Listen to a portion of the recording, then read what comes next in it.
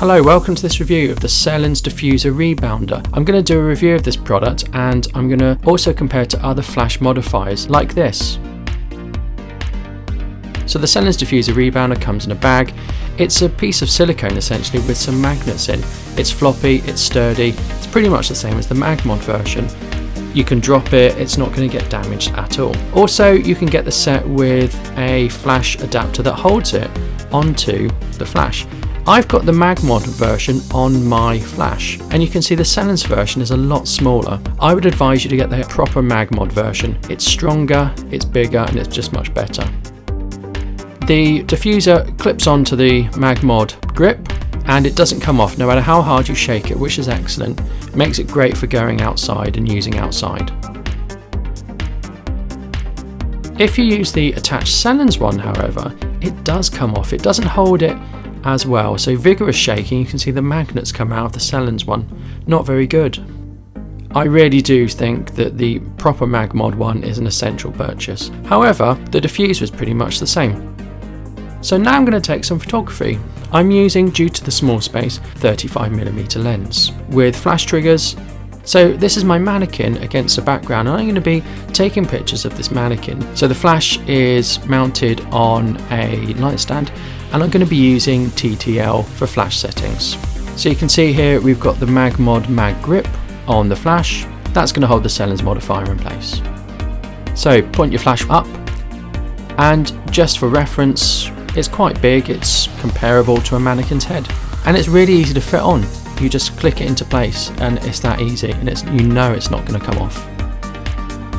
So I'm tilting it down just so it's coming from approximately a 45°. So I did some test shots with my Canon 50mm at 1/160th of a second at f8, and without the flash this is the image you get. You can make things out. With the Selens flash, this is the image you get. You can see it does illuminate much better. So here's a full body portrait.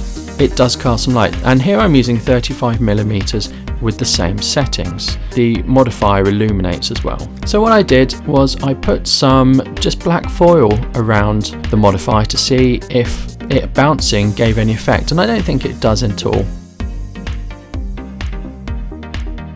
This is just using the flash on its own. So you can see the flash on its own without a modifier is very directional, and the Selens modifier does at least spread it out.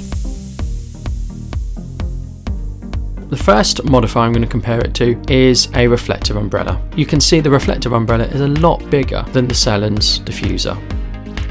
This is a picture taken with the reflective umbrella. It is a little bit softer. I mean, the reflective umbrella is a much larger light source.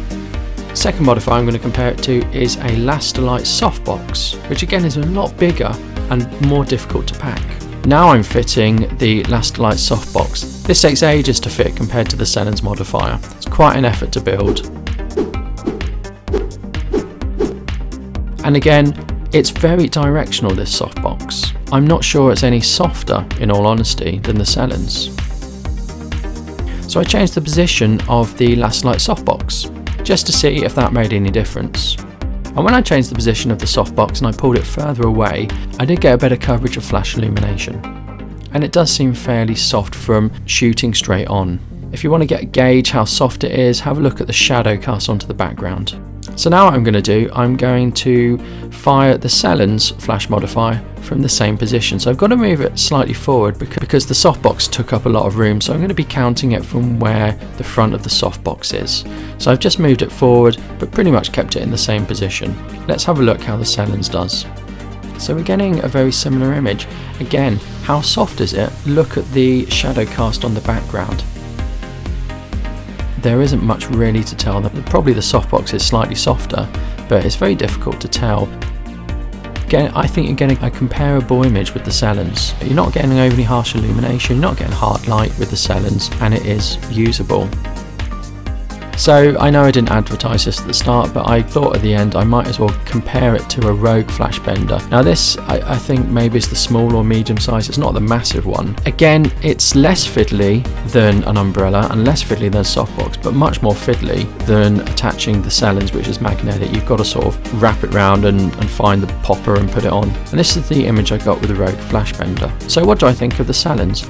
Well, the Selens is by far the easiest to carry out with you, it's the easiest to fit, and it's up and running no time at all. It's better than no diffuser, it's not as soft and as bright as other diffusers. The compromise for me is in terms of the portability of it. So it's better than a bare head flash, it's not as good as a big softbox, but it's comparable to a small to medium softbox. Thank you, goodbye.